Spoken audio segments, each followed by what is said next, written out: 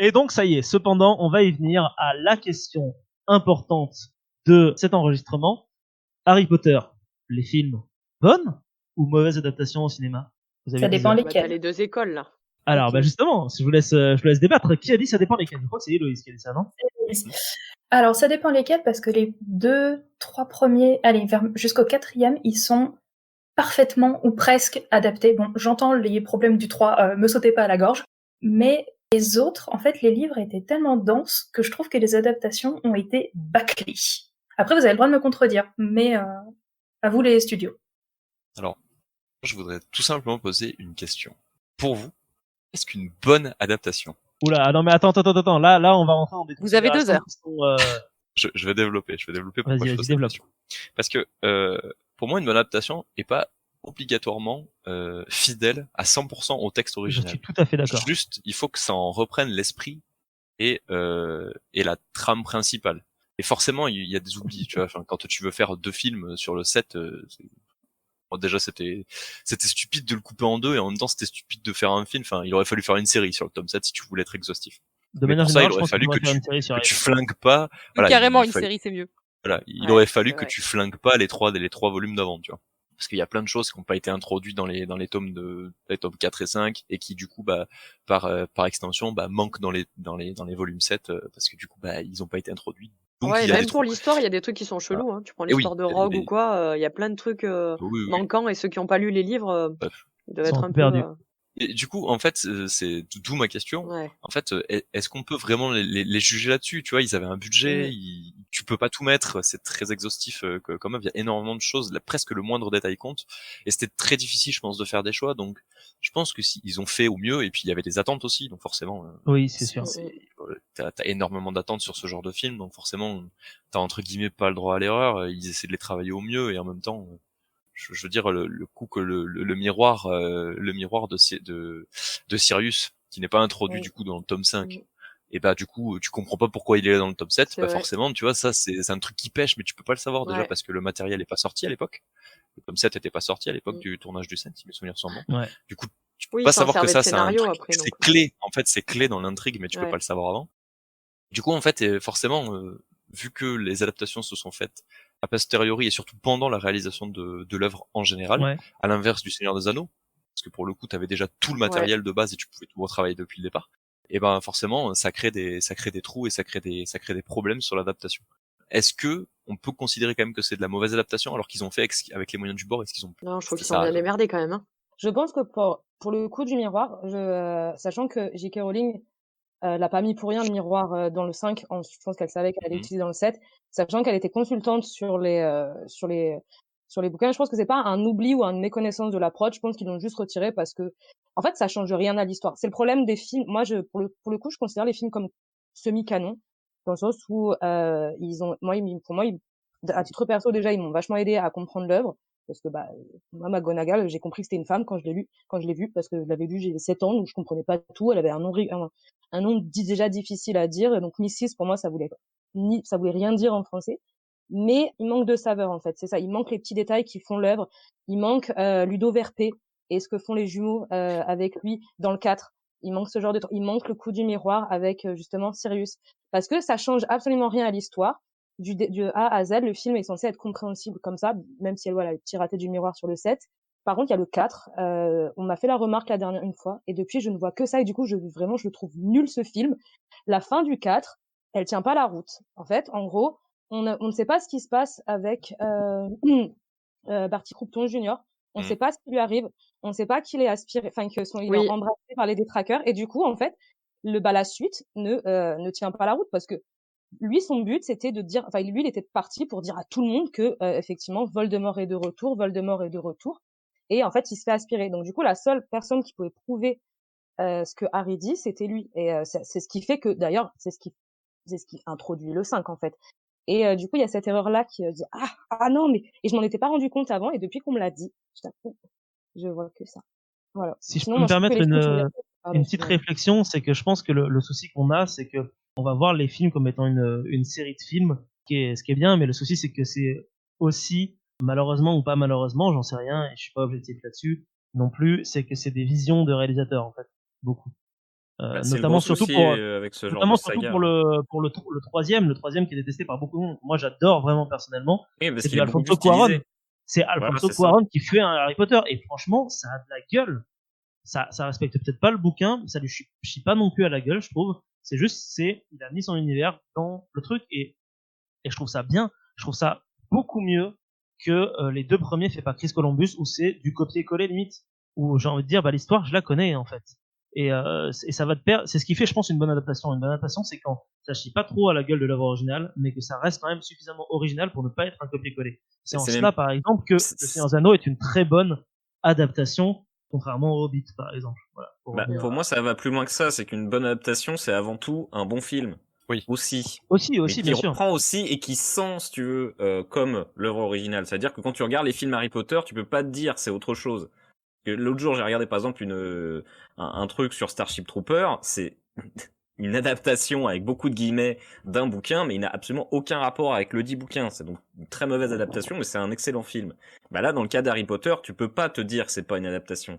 C'est une adaptation, ça sent le Harry Potter, ça goûte le Harry Potter. L'imagerie qui est dedans est tellement Harry Potteresque que maintenant, c'est quasiment la seule qui existe. T'as pas des trucs où tu te dis genre, mais non, dans le bouquin, ça ressemblerait pas à ça. Visuellement parlant, maintenant, quand tu penses à Harry Potter, tu penses avant tout les images, tu penses au film. Et à partir de ce moment-là, pour moi, c'est une bonne adaptation. Dans le sens où tu peux pas, si tu veux, séparer les deux. T'auras beau adorer le bouquin, alors certes, les films ont plein de soucis, il y a plein de choses qu'ils ne racontent pas, parce que c'est leur condition de film, hein, ils ont une durée qui est définie, ils ont pas les mêmes limitations qu'un bouquin, mais pour autant, la plupart du temps, en tout cas, c'est des bons films, en tout cas des films moyens, en tout cas des films respectables, et surtout que visuellement et au niveau de tous les artistes qui ont travaillé dessus, autant sur la musique que sur le reste, c'est Harry Potter. Bien défendu, monsieur l'avocat. Quelqu'un a quelque chose à dire là-dessus pour rebondir? Moi, c'est pas spécialement pour rebondir, mais même si effectivement, comme je disais, je considère les films comme canon pour le coup, parce que l'esthétique, l'imagerie, la musique, tout ça. Par contre, il y a un truc que vraiment je leur pardonnerai jamais, et heureusement, Lila, t'as raison d'avoir arrêté de les regarder à partir du 5, c'est ce qu'ils ont fait du personnage de Ginny. C'est juste, je comprends pas.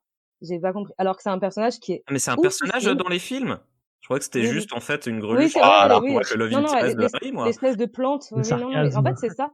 Pendant longtemps, j'ai oublié l'image que j'avais de Ginny des livres quand j'ai fait une pause, quand je regardais les films parce que j'avais la flemme de lire les livres. J'ai fini un peu par oublier à quel point elle était cool, et pour moi c'était l'espèce de fadouille, enfin de personnage tout fadouille qu'ils ont fait, qui sert à rien, alors en fait elle pète sa mère, mais elle casse des culs à tout le monde, cette perso. Elle est trop cool physiquement, enfin elle est trop classe physiquement, elle se laisse pas faire. C'est un genre de Fred et George féminin qui en même temps, mais qui en termes de puissance magique défonce tout le monde, défonce tous ses frères. Elle est grave classe, elle se laisse pas faire, elle est vraiment, enfin, elle est trop badass, et ils en ont fait ça dans les films, et c'est trop dommage, et je trouve que vraiment on perd vraiment quelque chose, et ça c'est pas juste, ils avaient pas le temps de la développer, en fait, ils auraient pu le faire. Ils ont mis plein de scènes qui sont nulles, où ils sont gênants. Quand il y a Harry et Ginny dans la même pièce, c'est juste gênant, et puis plutôt que de faire ça, ils auraient peut-être dû faire ce qui se passe vraiment, ça aurait été mieux, quoi.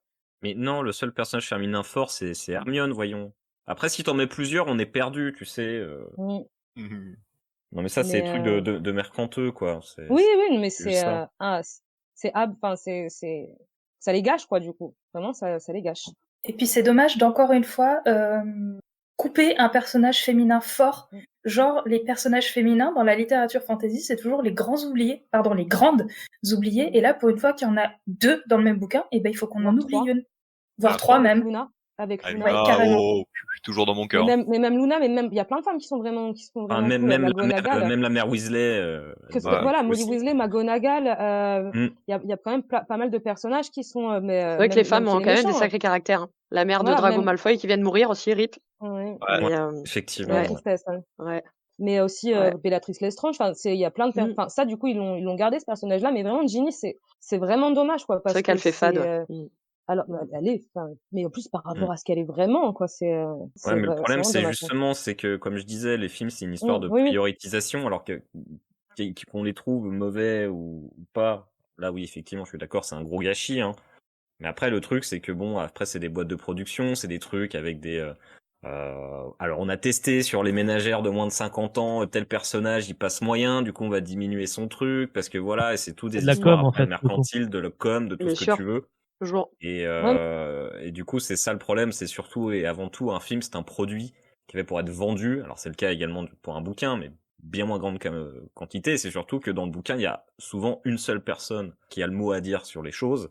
Et du coup, tu peux proposer une vision beaucoup plus forte de tes personnages, de ce que tu veux raconter. Parce que t'as un seul auteur, souvent, et du coup, c'est elle, dans ce cas précis, qui disait, bah non, Ginny, moi je l'aime bien, j'ai envie qu'elle botte des culs. Mais dans le cas où t'as toute une équipe, plein de producteurs, un réalisateur, bah forcément, ils ont pas les mêmes priorités. Et c'est dommage. Ouais, c'est question. super dommage. Nico, tu voulais dire un truc? Ouais, par rapport à Ginny, parce qu'en fait, j'ai eu l'occasion de relire les 4 premiers Harry Potter, il y a pas si longtemps, et c'est vrai que, ben, dans les 4 premiers, Ginny, elle est, elle est un peu chiante, hein. C'est vrai qu'elle rougit à chaque fois qu'il y a Harry Potter, elle est assez maladroite, et du coup, c'est à partir Elle de est quand jeune. qu'elle évolue dans les livres? 5. Ça marche. Voilà. Ah, dans le 5, quand elle commence à se détacher d'Harry Potter, justement, et qu'elle commence à sortir avec Dean Thomas. OK. Bah, c'est ça, quand elle commence tout simplement à grandir, quoi. Parce C'est que ça. quand t'as 13 ans, bah, effectivement, tu peux te dire, j'ai une idole et tout, machin, puis après, tu te rends compte que t'as besoin d'être ta propre personne. Ah, mais c'est cool Parce comme que, ça, tu commences à grandir. Effectivement, tu vois, c'est ça le truc avec l'adaptation, c'est que des fois, t'en as qui sont sous-exploités, d'autres surexploités. Je pense que Harry Potter fait partie, obviously, de la première catégorie. À l'inverse de, je crois que ça sortait en même temps, c'était les Twilight, où ils ont réussi à faire 4 films pour 3 bouquins et Ouais. Après, c'est grâce même plus que à ça, Harry Potter qu'il a été connu d'ailleurs. Après, c'est vite dit de les Cédric appeler des Diggory. bouquins, hein, mais bon. Ah, si, en soi, pourquoi pas, tu vois, c'est pas le souci, c'est juste que, enfin, je sais pas, je veux dire, à quoi ça sert de rajouter des trucs qui n'existent pas, juste pour rajouter de la durée, alors que, à l'inverse, t'as une autre franchise, c'est ce que c'est aujourd'hui, c'est une franchise Harry Potter. Ouais, mais c'était pas le même budget. Tu pourrais beaucoup mieux exploiter. C'était pas le même budget, c'était pas la même ambition derrière. C'est pas le même budget, c'est pas la même. Alors c'est le Warner qui a fait Twilight ou pas? Je suis Non. pas sûr. Hein. Ouais, c'est pas la même prod aussi. C'est la Fox, non? Donc il y a ça aussi, c'est. Je sais plus, c'est la Force ou Universal. Ouais, c'est Fox. C'est la Fox. Ok. J'aimerais rebondir sur autre chose du coup parce que je me suis rendu compte que je l'ai pas noté dans mes débats. Vu qu'on parle de bonne ou de mauvaise adaptation des livres, est-ce qu'on pourrait pas parler des 2 derniers films qui sont sortis qui sont pas vraiment des adaptations mais qui font partie de l'univers? Qu'est-ce que vous en avez pensé de ces 2 films-là, Les Animaux Fantastiques? C'est de la merde. Pour moi, c'est difficile de les juger pour l'instant parce que c'est pas fini. Et du coup, c'est un peu le problème d'ailleurs des films, des séries de films plutôt que des séries au format série, c'est que tu te retrouves à avoir des films qui n'ont pas forcément de rapport direct entre eux, qui ressemblent un peu à des épisodes filler, mais en même temps, il y a plusieurs années entre les différentes parties. Et ce qui peut passer en série avec certains épisodes ou qui font pas trop avancer l'histoire, mais où à la fin ça prend du sens, bah en film, c'est un peu plus compliqué, je trouve. Du coup, à voir, une fois que tout sera sorti, si ça prend un sens. Mais en tout cas, c'est vrai que un par un, le premier est sympa, le deuxième a plein de problèmes, mais peut-être qu'il est pas à voir tout seul. Ouais, la dernière fois que je me suis dit un truc comme ça, c'était Star Wars. Peut-être. C'est un peu comme tu sais, les films de super-héros, au bout d'un moment, t'en as beaucoup, du coup, t'as du mal à suivre. C'est vrai que moi, je regarde pas un grand souvenir de ces 2 films-là. En plus, je les avais vus dans l'avion, donc dans des conditions pas très optimales. Si je les revois, en fait, j'ai même pas envie de les revoir. Tu vois, genre, je me dis, ils m'ont pas suffisamment marqué. Peut-être qu'un jour, j'aurai l'occasion de les revoir, mais c'est pas vraiment quelque chose que je vais essayer de faire. Moi, j'ai bien aimé le premier. En fait, j'en attendais pas grand-chose. Je me doutais bien qu'une grosse prod qui fait la suite de trucs comme ça, d'une grosse franchise comme Harry Potter, je me doutais bien que c'était vraiment pas pour vraiment la culture en botanique ou en créatures magiques que ça allait apporter au Potterhead. Voilà, on se doutait bien que c'était fait pour de la thune, mais du coup, on me dit bon, bah s'ils le font bien, à la rigueur, tant mieux. Et le 1 est pas trop, moi j'ai trouvé qu'il était pas trop dégueu et tout, c'était assez divertissant. C'est pas mon film préféré, mais j'aime bien le personnage de Newt Scamander. J'aime bien son rapport justement avec les créatures fantastiques. J'aime bien le fait qu'il vienne de Poufsouffle. J'adore l'acteur Eddie Redmayne. Donc, voilà, moi j'étais contente de voir ça. En plus, il y a Colin Farrell, ça fait toujours plaisir. Ah oui, à Colin l'écran. Farrell. Ah oui, moi aussi j'aime beaucoup. Et du coup, je me suis grave hypée, je me rappelle, avec la bande-annonce du 2. Je la trouvais trop cool, j'arrêtais pas de la regarder. Et je me suis fait tellement liège devant le film que j'étais peut-être. On va attendre la suite avant de dire que c'est nul. Même si à chaud comme ça, effectivement, j'ai pas trop aimé, j'ai pas envie de le revoir et tout, mais bon, c'est un peu comme il a disait, quoi, à voir, à attendre. Alors moi, le premier, il époustouflé parce qu'en plus on redécouvrait un peu la magie d'Harry Potter qu'on avait découvert dans les premiers avec tous ces animaux. En plus l'image est belle, la photographie de ce film est super intéressante. Et par contre, moi je trouve qu'ils ont cassé tout le truc à partir du 2e, où déjà on a un acteur que je ne nommerai pas, que je vomis pour plein de raisons différentes, etc. Et je trouve qu'ils ont perdu du coup une âme d'une certaine manière en engageant cet acteur et surtout en mettant autant de temps à nous sortir là le 3e opus et à nous lâcher ce deuxième opus, à nous dire tenez, prenez ça, sans explication, sans rien du tout. Et moi je suis là, pourquoi vous avez fait ça les gars? Pour l'argent. Oui. Et bah c'est ça, c'est pour l'argent et c'est dommage. Et ouais. Ouais, parce qu'après on peut faire des trucs pour l'argent et les faire bien, quoi. Mais c'est le cas de tous les autres Harry Potter. Hein. Ils n'ont pas été faits pour plaire aux gens, ils ont été faits pour l'argent. Mais c'est vrai qu'on peut se poser la question de l'intérêt d'une adaptation d'une espèce d'encyclopédie des bestioles magiques en film. C'est évident que les enjeux allaient être au mieux moyens, on va dire, parce que ils ont brodé une espèce d'histoire un petit peu sans goût. Alors effectivement, les personnages sont sympathiques, les créatures sont sympathiques, mais il n'y a pas assez pour faire un film de 2 heures, et certainement pas un bon film. Il y a des choses que j'aime dans par exemple le premier, justement, où le personnage Moldu qu'on trouve, avec par exemple qui a vécu la guerre, et du coup il y a des choses intéressantes qu'on aurait pu raconter avec ça, justement, avec cette rencontre. Il y a des choses intéressantes qu'on aurait pu raconter avec ces personnages-là. Et le problème, c'est que dans le 2, je sais pas, c'est une apothéose de mauvaise écriture, de trucs à la Wall Again to Beast to Fly, de petites histoires sorties du chapeau. Ah non, mais en fait, tu étais mon frère. Mais non, mon frère était dans un bateau. Et on s'en fout. On s'en bat les steaks. À côté de ça, t'as un gars qui veut détruire le monde littéralement, qui dit qu'il a une vision littéralement de la Seconde Guerre mondiale. C'est plus important. On s'en fout de vos histoires de famille. Pourquoi est-ce qu'on s'intéresse pas à ça? Et le problème, c'est que tout est mal fait, tout est mal écrit, tout est mal mis. Les enjeux sont pas traités comme il faut. Le deuxième, c'est je ne comprends pas cet incident industriel, et genre vous me mettrez le 3e épisode que vous voulez, pour moi ça n'aura aucun sens, spécialement avec la dernière scène du film qui n'a pour moi aucun sens à aucun niveau que ce soit, et je m'en bats les steaks. Donc je suis certes un petit peu salé sur ce film, mais c'est juste parce que je ne comprends pas comment tu peux mettre autant de fric, autant d'efforts, autant de bons acteurs au service d'un film aussi piètre et avec des aussi bas finalement enjeux où c'est juste pour faire de la thune, quoi. Ça n'a aucun autre intérêt, autant artistique qu'autre chose. Le premier avait quelques intérêts et était sympathique, même si j'aime pas spécialement. Le deuxième, ça montre juste que le projet du départ était vérolé. En fait, on a l'impression juste qu'ils se sont contentés de dire non mais on va pas faire de scénario, on s'en fout, il y a Jude Law. Il y a Jude Law qui joue Dumbledore à 30 piges. Enfin, c'est exactement ça. Tout le film est au-dessus de ça. D'ailleurs, moi je trouve que c'est ce que je préfère dans le film, hein, clairement, c'est parce que déjà effectivement moi non plus l'acteur qui joue Grindelwald, je suis pas une grande fan, encore moins dernièrement, et t'as le droit de le nommer en dehors de ça, non, celui dont on ne prononce pas le nom. Non, mais en plus de ça, moi, j'ai remplacé par Matt Mikkelsen dans le 3 d'ailleurs. Oui, ça, du coup, je suis très contente pour ça. Parce que ça, c'est cool. Parce que Grindelwald, moi, je l'imaginais pas du tout comme ça. Vraiment, limite, en fait, je l'imaginais plus comme un Jude Law jeune. Moi, je l'imaginais comme ça, en fait, Grindelwald, que ce soit au niveau de l'esthétique, au niveau du physique et tout. Et du coup, j'étais un peu déçue par un Grindelwald punk. J'étais là, bon, après, c'est voilà, eux, j'imaginais peut-être comme ça. Ça se trouve, l'autrice, elle aussi, elle le voyait comme ça. Donc, bon, ça, c'est une question de goût. Donc déjà, j'aime pas son style et ça me fait chier que ce soit ce con, tu vois. Déjà qu'on est obligé de justifier qu'on aime bien une œuvre qui a été écrite par cette connasse, donc c'est un peu con.